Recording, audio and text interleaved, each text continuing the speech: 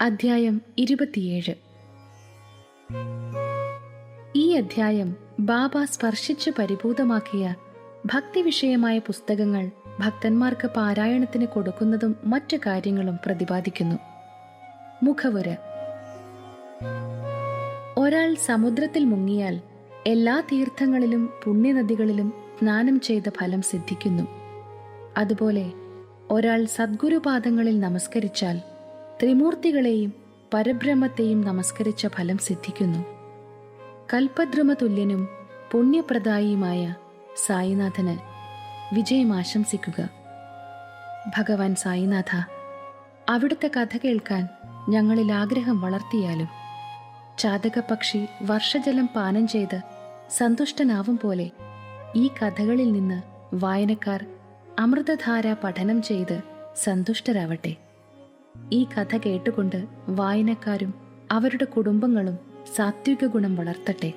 അതായത് അവരുടെ ദേഹം വിയർത്ത്, കണ്ണു നനഞ്ഞ്, പ്രാണൻ നേരെയായി, മനം ശാന്തമായി, രോമഹർഷം അനുഭവിച്ച് അവർ ഉറക്കെ കരഞ്ഞും വിതുമ്മിക്കരഞ്ഞും അവരുടെ വിദ്വേഷങ്ങളും വ്യത്യാസങ്ങളും വലിപ്പ ചെറുപ്പങ്ങളും ഇല്ലാതാവട്ടെ. ഇവ സംഭവിച്ചാൽ ഗുരുവിന്റെ അനുഗ്രഹം അവരിൽ ആവേശിച്ചതിന്റെ ലക്ഷണമാണ്. ഈ വക വികാരങ്ങളും പ്രതികരണങ്ങളും നിങ്ങളിൽ ആവിർഭവിച്ചാൽ ഗുരു സന്തുഷ്ടനായി നിങ്ങളെ ആത്മനിർവൃതിയിലേക്ക് നയിക്കും. അതുകൊണ്ട് മായയുടെ ശൃംഖത്തിൽ നിന്ന് മോചനം ലഭിക്കാനുള്ള ഏറ്റവും നല്ല മാർഗം പരിപൂർണമായും തൃപ്തിയോടും കൂടി ബാബയ്ക്ക് ആത്മാർപ്പണം ചെയ്യലാണ്. വേദങ്ങൾക്ക് നിങ്ങളെ മായാസാഗരം കടത്തിവിടാൻ കഴിയുന്നില്ല. സദ്ഗുരുവിന് മാത്രമേ അത് സാധിച്ച് നിങ്ങൾക്ക് സകല ജീവജാലങ്ങളിലും ദൈവശക്തിയെ കാണിച്ചു തരാൻ കഴിയുകയുള്ളൂ. പരിപാവനമാക്കിയ പുസ്തകം കൊടുക്കൽ. ബാബയുടെ ഉപദേശം കൊടുക്കലിന്റെ വിവിധ സമ്പ്രദായങ്ങളെപ്പറ്റി മുമ്പ് പറഞ്ഞിട്ടുണ്ടല്ലോ. ഇതിലൊരു സമ്പ്രദായത്തെപ്പറ്റി പ്രസ്താവിക്കാം. സാധാരണയായി ഭക്തന്മാർ പാരായണത്തിനുള്ള ഏതെങ്കിലും പുസ്തകം കൊണ്ടുപോയി ബാബയുടെ കയ്യിൽ കൊടുത്ത് തിരിച്ചു വാങ്ങൽ ഒരു പതിവായിരുന്നു. ബാബ തൊട്ട് അവയെ പരിപാവനമാക്കലാണ് ഉദ്ദേശം. ഈ പുസ്തകങ്ങൾ പാരായണം ചെയ്യുമ്പോൾ അവർക്ക് ബാബയുടെ സാമീപ്യം അനുഭവപ്പെട്ടു. ഒരിക്കൽ കാക്ക മഹാജനി ഒരു ഏകനാഥ് ഭാഗവതം പുസ്തകവുമായി ഷിർദിയിൽ വന്നു. ശ്യാമ അത് വായിക്കാനെടുത്ത് മസ്ജിദിൽ ചെന്നു. ബാബ അതെടുത്ത് തിരിച്ചും മറിച്ചും നോക്കി ശ്യാമക്ക് കൊടുത്ത് അത് സൂക്ഷിച്ചോളാൻ പറഞ്ഞു. ശ്യാമ അത് കാക്ക മഹാജനിയുടേതാണെന്നും മടക്കി കൊടുക്കണമെന്നും പറഞ്ഞു. ബാബ പറഞ്ഞു, അല്ലല്ല, ഞാൻ നിനക്കു തന്നതുകൊണ്ട് നീ സൂക്ഷിച്ചു വെക്കുന്നതാണ് നല്ലത്.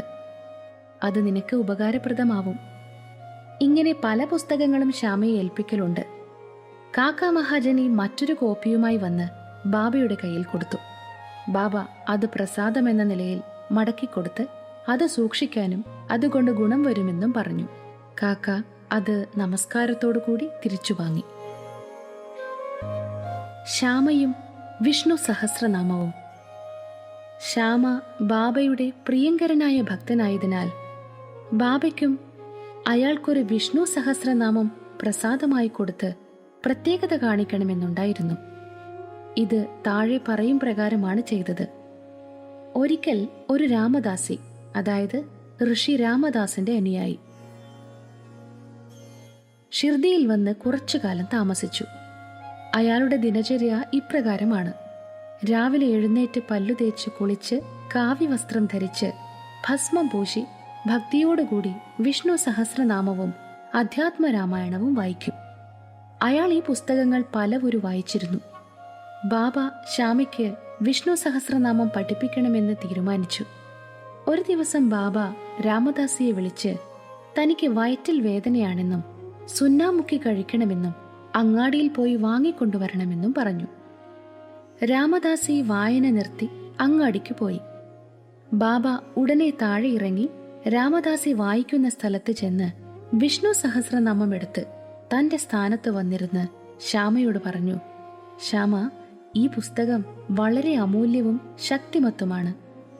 ഞാനിത് നിനക്ക് സമ്മാനിക്കുന്നു. നീ അത് വായിക്കൂ. ഒരിക്കൽ ഞാൻ അത്യധികം വേദന അനുഭവിച്ച് ഹൃദയം തളരാൻ തുടങ്ങി ജീവൻ തന്നെ അപകടത്തിലായി. അങ്ങനെ അപകട സമയത്ത് ഈ പുസ്തകം നെഞ്ചത്തടക്കി പിടിച്ചപ്പോൾ എന്തൊരു സമാധാനമാണ് കിട്ടിയതെന്നോ. അള്ളാഹു തന്നെ ഇറങ്ങി വന്ന് രക്ഷിച്ചു എന്ന് ഞാൻ കരുതി. അതുകൊണ്ട് ഇത് ഞാൻ നിനക്ക് തരുന്നു. അത് സാവധാനം കുറച്ചു കുറച്ചായി വായിക്കുക. ഒരു ദിവസം ഒരു നാമമെങ്കിലും വായിക്കുക. അത് നിനക്ക് ഗുണം ചെയ്യും. ശ്യാമ അത് തനിക്ക് വേണ്ടെന്നും അതിന്റെ ഉടമയായ രാമദാസി കോപിഷ്ഠനും ഭ്രാന്തനും പിടിവാശിക്കാരനുമായതിനാൽ ശണ്ഠയ്ക്ക് വരുമെന്നും താൻ നാടനായതുകൊണ്ട് ദേവനാഗരി അക്ഷരം വേണ്ട പോലെ വായിക്കാൻ കഴിയില്ലെന്നും മറുപടി പറഞ്ഞു. ശ്യാമ വിചാരിച്ചത് ബാബ തന്നെ രാമദാസിയുമായി തല്ലിക്കാൻ നോക്കിയതാണെന്നാണ്.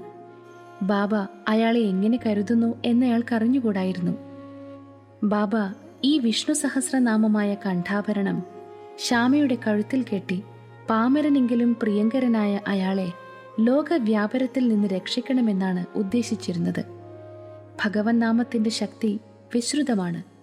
അത് എല്ലാ പാപത്തിൽ നിന്നും ദുർവിചാരങ്ങളിൽ നിന്നും നമ്മെ രക്ഷിച്ച് ജനന മരണങ്ങളെ ഇല്ലാതാക്കുന്നു. ഇതിലും എളുപ്പമായ സാധനയില്ല. അത് മനസ്സ് ശുദ്ധിയാക്കാൻ ഏറ്റവും പറ്റിയതാണ്. അതിന് ചടങ്ങും ഒരുക്കും ഒന്നും ആവശ്യമില്ല. അത് വളരെ എളുപ്പവും വളരെ ഫലപ്രദവുമാണ്. ഈ സാധന ആവശ്യപ്പെട്ടില്ലെങ്കിലും ശ്യാമ ശീലിക്കണമെന്നായിരുന്നു ബാബയുടെ ഉദ്ദേശം. അതാണ് ബാബ അയാളെ നിർബന്ധിച്ചത്. മുമ്പ് ഇതേപോലെ ഏകനാഥ് മഹാരാജ് വിഷ്ണു സഹസ്രനാമം ഒരു അയൽവാസി സാധു ബ്രാഹ്മണനെ നിർബന്ധിച്ചു വായിപ്പിച്ച് കഷ്ടപ്പാടിൽ നിന്ന് രക്ഷിച്ചതായി കേട്ടിട്ടുണ്ട്. വിഷ്ണു സഹസ്രനാമം വായിക്കലും പഠിക്കലും മനഃശുദ്ധി വരുത്താനുള്ള തുറന്ന വഴിയായതിനാലാണ് ബാബ ശ്യാമയെ നിർബന്ധിച്ചത്. രാമദാസി സുന്നാമുഖിയുമായി വേഗം മടങ്ങി വന്നു. അന്നാച്ചിൻ ചാനിക്കർ അപ്പോൾ അവിടെ ഉണ്ടായിരുന്നതുകൊണ്ട് അയാൾ നാരദന്റെ പണിയെടുത്ത് സംഭവിച്ചതെല്ലാം രാമദാസിയോട് പറഞ്ഞു. രാമദാസി കോപിക്കാൻ തുടങ്ങി. അയാൾ ശ്യാമയെ ശകാരിക്കാൻ തുടങ്ങി. അയാളെ ശ്യാമയുടെ ആവശ്യപ്രകാരമാണ് ബാബ മരുന്നിനയച്ചതെന്നും അങ്ങനെ പുസ്തകം കരസ്ഥമാക്കിയതാണെന്നും ശ്യാമയെ കുറ്റപ്പെടുത്തി. ശ്യാമയെ ചീത്ത പറഞ്ഞ് ഒടുവിൽ പുസ്തകം ഉടനെ മടക്കി കിട്ടിയില്ലെങ്കിൽ അയാൾ ശ്യാമയുടെ മുന്നിൽ വെച്ച് തന്നെത്താൻ തല തല്ലിപ്പൊളിക്കുമെന്ന് പറഞ്ഞു. ശ്യാമ പലതും സമാധാനിപ്പിച്ചിട്ടും ഫലമുണ്ടായില്ല. അപ്പോൾ ബാബ ദയാപൂർവം അയാളോട് പറഞ്ഞു, "ഓ രാമദാസി, നിങ്ങൾക്ക് എന്താണ് പറ്റിയത്? എന്തിനാണ് ഇത്ര കോപിക്കുന്നത്? ശ്യാമ നമ്മുടെ കുട്ടിയല്ലേ. എന്തിനാണ് അവനെ അനാവശ്യമായി ചീത്ത പറയുന്നത്? എന്താണ് നിങ്ങളിങ്ങനെ ലഹളക്കാരനായത്? നിങ്ങൾക്ക് സൗമ്യമായും മധുരമായും സംസാരിക്കാൻ അറിഞ്ഞുകൂടെ? ഈ പുണ്യപുസ്തകങ്ങൾ നിത്യം വായിച്ചിട്ടും മനസ്സ് പരിശുദ്ധമാവാതെയും കോപം അടക്കാൻ വയ്യാതെയുമാണല്ലോ കാണുന്നത്. എന്തു തരക്കാരൻ രാമദാസിയാണ് നിങ്ങൾ? ഇതിലൊക്കെ നിങ്ങൾ നിർമ്മമനായിരിക്കണ്ടേ? ഈ പുസ്തകം ഇത്രയധികം നിങ്ങൾ ആഗ്രഹിക്കുന്നത് വിരോധാഭാസമല്ലേ? ശരിയായ രാമദാസിക്ക് മമതയില്ലാതെ എല്ലാവരോടും സമതയാണ് ഉണ്ടാവേണ്ടത്. നിങ്ങൾ ശ്യാമയോട് ഈ പുസ്തകത്തിന് വേണ്ടി ശണ്ട കൂടുന്നു. പോയി എവിടെ ഇരിക്കൂ. പണം കൊടുത്താൽ വേണ്ടത്ര പുസ്തകം കിട്ടും, പക്ഷേ മനുഷ്യന് കിട്ടില്ല. നല്ലപോലെ ആലോചിച്ച് ദാക്ഷിണ്യം കാണിക്കൂ. നിങ്ങളുടെ പുസ്തകം എന്തിനു മാത്രമുണ്ട്? ശ്യാമക്കത് വേണ്ടായിരുന്നു. ഞാൻ അതെടുത്ത് അവന് കൊടുത്തതാണ്. ശ്യാം അത് വായിച്ചു നന്നാവുമെന്ന് കരുതി ഞാൻ അവന് കൊടുത്തു." ബാബയുടെ സൗമ്യവും ദയാപരവും അമൃതതുല്യവുമായ വാക്കുകൾ എത്ര മധുരമായിരുന്നുവെന്നോ. അതിന്റെ ഫലം വിസ്മയാവഹമായിരുന്നു. രാമദാസി സമാധാനിച്ച് അതിനു പകരം പഞ്ചരത്നഗീത കിട്ടിയാൽ മതിയെന്ന് ശ്യാമയോട് പറഞ്ഞു. ശ്യാമ സന്തോഷിച്ചു. എന്തിനു 10 കോപ്പികൾ പകരം തരാം എന്ന് പറഞ്ഞു. ഒടുക്കം സംഗതി ഒത്തുതീർപ്പായി. ഒരു ചോദ്യം അവശേഷിക്കുന്നതാണ്. അയാൾക്ക് താല്പര്യമില്ലാത്ത ദേവനെ സംബന്ധിച്ച പഞ്ചരത്ന ഗീതയ്ക്ക് എന്തിനാണ് രാമദാസി ആവശ്യപ്പെട്ടത്? എന്നും പുണ്യപുസ്തകങ്ങൾ മസ്ജിദിൽ ബാബയുടെ മുന്നിലിരുന്ന് വായിക്കുന്ന അയാൾ എന്തിന് ശ്യാമയോട് ബാബയുടെ മുന്നിൽ വെച്ച് കോപിച്ചു? നമുക്കാരെയാണ് കുറ്റം പറയേണ്ടത് എന്നറിയില്ല. കുറ്റം ആര് തമ്മിൽ പങ്കുവെക്കണമെന്നും അറിയില്ല. ഒന്നു മാത്രം അറിയാം, ഈ സംഭവം ഇങ്ങനെ നടന്നില്ലെങ്കിൽ വിഷ്ണു സഹസ്രനാമം പഠിക്കുന്നതിന്റെ മാഹാത്മ്യം ശ്യാമക്ക് മനസ്സിലാവുമായിരുന്നില്ല. പിന്നീട് ശ്യാമ സഹസ്രനാമം മുഴുവൻ പഠിച്ച് അർത്ഥം മനസ്സിലാക്കി പൂന എഞ്ചിനീയറിംഗ് കോളേജിലെ പ്രൊഫസറും ശ്രീമാൻ ഭൂട്ടിയുടെ ജാമാതാവുമായ പ്രൊഫസർ നാർക്കെ എമ്മയ്ക്ക് വിവരിച്ചു കൊടുക്കാൻ പോലും അയാൾക്ക് കഴിഞ്ഞു.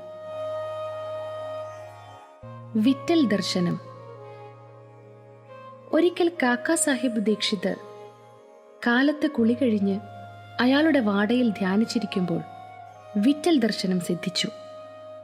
പിന്നീട് ബാബയുടെ അടുക്കൽ പോയപ്പോൾ ബാബ ചോദിച്ചു, വിറ്റൽ പട്ടേൽ വന്നില്ലേ? നിങ്ങൾ കണ്ടിട്ടില്ലേ? വിറ്റൽ പിടിച്ചാൽ കിട്ടാത്ത ആളാണ്. മുറുക്ക പിടിച്ചില്ലെങ്കിൽ വഴുതി രക്ഷപ്പെടും. ഉച്ചയ്ക്ക് ഒരു വഴിക്കച്ചവടക്കാരൻ 20-25 പന്തർപൂർ വിറ്റലിന്റെ ചിത്രങ്ങളുമായി വന്നു. അത് ധ്യാനത്തിൽ കണ്ട പോലെ തന്നെയായിരുന്നു. ബാബയുടെ വാക്കുകൾ ഓർമ്മ വന്ന് അതിൽ നിന്ന് ഒരു പടം വാങ്ങി പൂജാമുറിയിൽ ആരാധനയ്ക്കായി വെച്ചു. ഗീതാരഹസ്യം. ബാബയ്ക്ക് ബ്രഹ്മവിദ്യ പഠിക്കുന്നവരെ ഇഷ്ടമായിരുന്നു. അവരെ പ്രോത്സാഹിപ്പിക്കുകയും ചെയ്യും. ഉദാഹരണത്തിന്, ഒരിക്കൽ ബാപ്പു സാഹിബ് ജോഗിന് ഒരു പാർസൽ കിട്ടി. അതിൽ ലോകമാന്യ തിലകന്റെ ഗീതാരഹസ്യമായിരുന്നു. അത് കക്ഷത്ത് വെച്ച് അയാൾ മസ്ജിദിൽ വന്ന് ബാബയെ നമസ്കരിച്ചപ്പോൾ പുസ്തകം ബാബയുടെ കാൽക്കൽ വീണു. ബാബ അതെന്താണെന്ന് അന്വേഷിച്ചു. പുസ്തകം ബാബയുടെ കയ്യിൽ കൊടുത്തു. അത് തുറന്നു നോക്കി 1 ഉറുപ്പിക മീതെ വെച്ച് ജോഗിന് കൊടുത്ത് ബാബ ഇപ്രകാരം പറഞ്ഞു, ഇത് മുഴുവൻ വായിക്കുക, നിനക്ക് നേട്ടമുണ്ടാവും. ഖബർദി ദമ്പതികൾ. ഖബർദി ദമ്പതികളെ പറഞ്ഞ് ഈ അധ്യായം അവസാനിപ്പിക്കാം.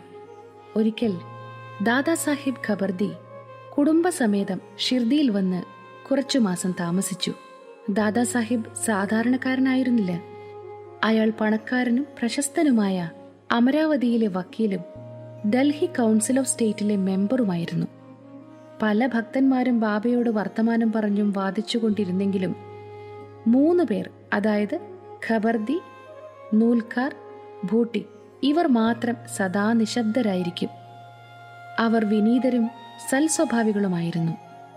ദാദാസാഹിബിന് വിദ്യാരണ്യന്റെ പഞ്ചദശി വ്യാഖ്യാനിച്ച് പറയാൻ കൂടി കഴിഞ്ഞിരുന്നെങ്കിലും മസ്ജിദിൽ ബാബയുടെ സാന്നിധ്യത്തിൽ ഒന്നും മിണ്ടാതിരിക്കലാണ് പതിവ്. ഏതു പണ്ഡിതനും ബ്രഹ്മജ്ഞാനിയുടെ മുന്നിൽ ഒന്നുമല്ലല്ലോ. പാണ്ഡിത്യം പ്രകാശിക്കില്ല. ദാദാസാഹിബ് 4 മാസം താമസിച്ചെങ്കിലും ഭാര്യ 7 മാസം താമസിച്ചു. 2 പേരും ഷിർദിയിലെ താമസം കൊണ്ട് സന്തുഷ്ടരായി. എല്ലാ ഉച്ചയ്ക്കും ബാബയ്ക്ക് നൈവേദ്യം കൊണ്ടുവന്ന് ബാബ സ്വീകരിച്ചേ അവർ ഭക്ഷണം കഴിക്കലുള്ളൂ. അവരുടെ ഭക്തിയുടെ സ്ഥിരത കണ്ട് ബാബയ്ക്ക് അത് മറ്റുള്ളവർക്ക് മനസ്സിലാക്കി കൊടുക്കണമെന്ന് തോന്നി. ഒരു ഉച്ചയ്ക്ക് അവർ സൻസ, അതായത് ഗോതമ്പ് പായസം, പൂരി, ചോറ്, സൂപ്പ്, പായസം മുതലായത് മസ്ജിദിലേക്ക് കൊണ്ടുവന്നു. ബാബ സാധാരണ മണിക്കൂറുകളോളം താമസിക്കലുണ്ടെങ്കിലും ഇത് കണ്ട ഉടനെ എഴുന്നേറ്റ് മൂടിയെടുത്തു മാറ്റി സുഖമായി എടുത്തു ഭക്ഷിക്കാൻ തുടങ്ങി. അത് കണ്ട് ശ്യാമ ചോദിച്ചു, എന്താണ് ഇത്ര പക്ഷഭേദം? മറ്റുള്ളവർ കൊണ്ടുവരുന്ന ഭക്ഷണം വലിച്ചെറിഞ്ഞ് അതിൽ നോക്കുക പോലും ചെയ്യലില്ല. പക്ഷേ ഇത് അടുത്തേക്ക് വലിച്ചു വെച്ച് നല്ല പോലെ കഴിക്കുന്നു. എന്താണ്, ഈ അമ്മയുടെ ഭക്ഷണം ഇത്ര മധുരമുള്ളതാണോ? ഞങ്ങൾക്കിത് മനസ്സിലാവുന്നില്ല. എന്താണ് ഇത്ര പക്ഷഭേദം? ബാബ അപ്പോൾ ഇങ്ങനെ വിവരിച്ചു, ഈ ഭക്ഷണം യഥാർത്ഥത്തിൽ അസാധാരണമാണ്. മുൻജന്മത്തിൽ ഒരു സ്ത്രീ ഒരു കച്ചവടക്കാരന്റെ ധാരാളം പാൽ നൽകുന്ന തടിച്ച ഒരു പശുവായിരുന്നു. പിന്നെ അതിനെ കാണാതായി. അത് ഒരു തോട്ടക്കാരന്റെ കുടുംബത്തിലും ഒരു ക്ഷത്രിയ കുടുംബത്തിലും ജനിച്ചു. ഒരു കച്ചവടക്കാരനെ കല്യാണം കഴിച്ചു. പിന്നീട് ഒരു ബ്രാഹ്മണ കുടുംബത്തിൽ അവൾ ജനിച്ചു. ഞാൻ വളരെ കാലത്തിനു ശേഷം അവളെ കാണുകയാണ്. അവളുടെ പാത്രത്തിൽ നിന്ന് കുറച്ചു മധുരതരമായ ഭക്ഷണമെങ്കിലും ഞാൻ കഴിക്കട്ടെ. ബാബ നല്ലപോലെ കഴിച്ച് തൃപ്തി വന്നെന്ന് കാണിക്കാൻ ഒന്ന് തേട്ടി കൈയും വായും കഴുകി സ്വസ്ഥാനത്ത് വന്നിരിക്കുകയും ചെയ്തു. അവർ ബാബയെ നമസ്കരിച്ച് ബാബയുടെ കാൽ തലോടിക്കൊടുത്തു. ബാബ അവരോട് സംസാരിച്ച് അവരുടെ കൈയ്യ് അങ്ങോട്ടും തലോടിക്കൊടുത്തു. ഈ അന്യോന്യ പരിചാരം കണ്ട് ശ്യാമ തമാശയായി പറഞ്ഞു, ഇത് നന്നായിരിക്കുന്നു. ഭഗവാനും ഭക്തനും അന്യോന്യം പരിചരിക്കുന്നത് നല്ലൊരു കാഴ്ച തന്നെയാണ്. അവരുടെ വിനയവും ഭക്തിയും കണ്ട് ബാബ അവരോട് മെല്ലെ ഹൃദ്യമായ സ്വരത്തിൽ രാജാ രാമ രാജാ രാമ എന്ന് എപ്പോഴും എല്ലായ്പ്പോഴും ജപിക്കാൻ പറഞ്ഞു. നീ അങ്ങനെ ചെയ്താൽ നിന്റെ ജീവിതോദ്ദേശം സഫലമാകും, മനഃശാന്തി ലഭിക്കും, നിനക്ക് നല്ലത് വരും എന്ന് ബാബ വീണ്ടും അവരോട് പറഞ്ഞു. ആധ്യാത്മിക കാര്യങ്ങൾ പരിചയമില്ലാത്തവർക്ക് ഇത് നിസ്സാരമായി തോന്നും. പക്ഷേ കാര്യം അങ്ങനെയല്ല. അതിന് സാങ്കേതികമായി ശക്തിപാതം എന്ന് പറയാം. അതായത് ഗുരു ശിഷ്യന് തപശക്തി പ്രദാനം ചെയ്യൽ. ബാബയുടെ വാക്കുകൾ എത്രമാത്രം ശക്തിമത്തും ഫലവത്തുമാണ്. നിമിഷം കൊണ്ട് അവ അവരുടെ ഹൃദയത്തിൽ സ്ഥിരപ്രതിഷ്ഠിതമായി. ഈ കഥ ഗുരു ശിഷ്യന്മാരുടെ ബന്ധം എപ്രകാരമാണ് വേണ്ടതെന്ന് തെളിയിക്കുന്നതാണ്. ഇരുവരും അന്യോന്യം ഒരേപോലെ സ്നേഹിക്കുകയും പരിചരിക്കുകയും വേണം. അവർ തമ്മിൽ ഭേദമില്ല. ഇരുവരും ഒന്നാണ്. ഒന്നിന് മറ്റൊന്നില്ലാതെ നിലനിൽപ്പില്ല. ശിഷ്യൻ ഗുരുപാദത്തിൽ നമസ്കരിക്കുന്നു എന്നത് പുറമെ കാണുന്നത് മാത്രമാണ്. ആന്തരികമായും സത്യത്തിലും അവർ ഒന്നാണ്. അവർ തമ്മിൽ ഭേദമുള്ളതായി കാണുന്നവർ അപക്വമതികളും അപൂർണരുമാണ്. ശ്രീ സായിയെ നമിക്കുവിൻ. ലോകശാന്തി ഭവിക്കട്ടെ.